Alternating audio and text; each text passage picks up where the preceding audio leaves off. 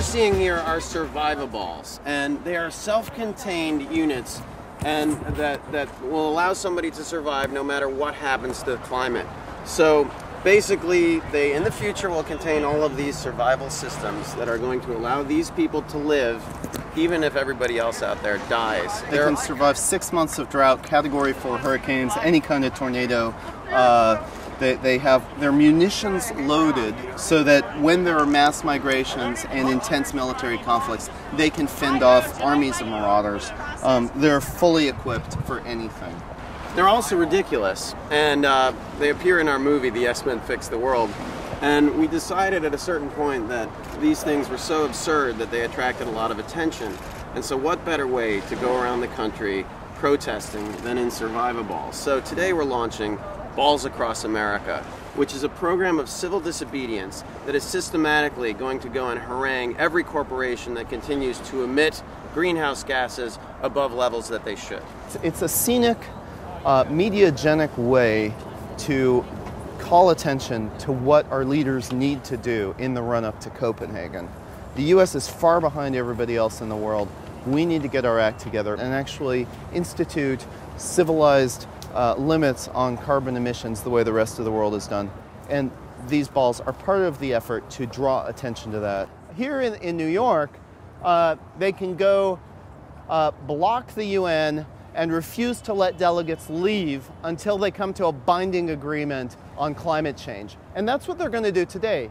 We tried to get in that way. There was too much security. The delegates were all inside already. So we're going to go by sea, and they're going to block the delegates at the UN. They're going to invade the UN and block them from leaving their rooms until they come to a binding agreement on climate change in time for Copenhagen.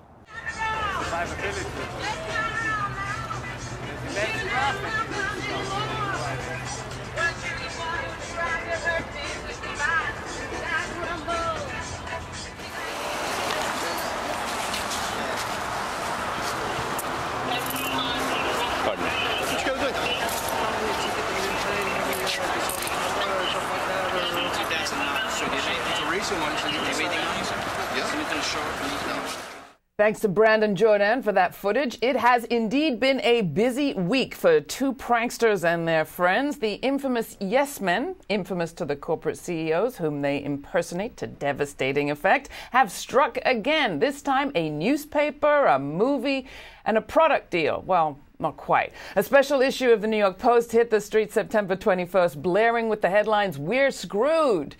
The news many wish the tabloids would print on kickoff day for Climate Action Week. The Yes-Men had a thing or two to do with that, and what was intended to spoof those who profit off death culminated in an arrest. They'll have to take it from there. I'm very happy to welcome to the program Andy Bickelbaum and Mike Bonanno. Thanks so much. The Yes-Men, congratulations. 2 or maybe 3 more fantastic actions this week. Let's just start with that survivable thing. Surely, on this occasion, people got it that you were making fun? Mike?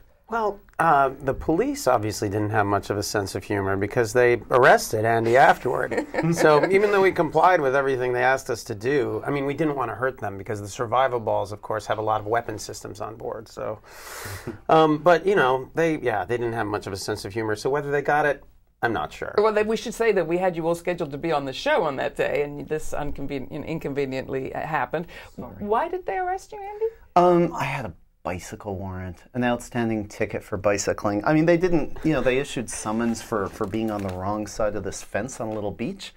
But the other people got little summonses, and I was taken away in handcuffs, which made for great footage, and CNN put it on their evening primetime news show. Now, you've been very cheery about this whole thing, and thank the police very much for their coverage, but your lawyers have been more concerned. They say police malpractice struck again. Yeah, I didn't notice, but the lawyer who sprang me from jail, Wiley Stecklow, he actually noticed on the police affidavit, sworn testimony, that it was a lie, that the officer just made it up. He said he saw me clamber over the fence onto the forbidden area, which is absolutely impossible because the police arrived 15 minutes after everyone was already on the beach.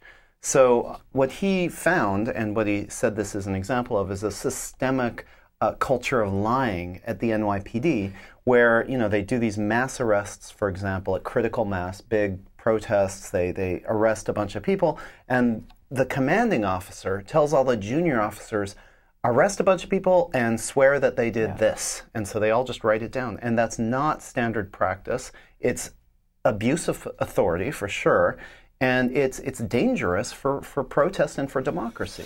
Well, let me just turn to you, Mike. You are no strangers yourselves to, let's face it, lying. But you're abusing sort of no authority at all.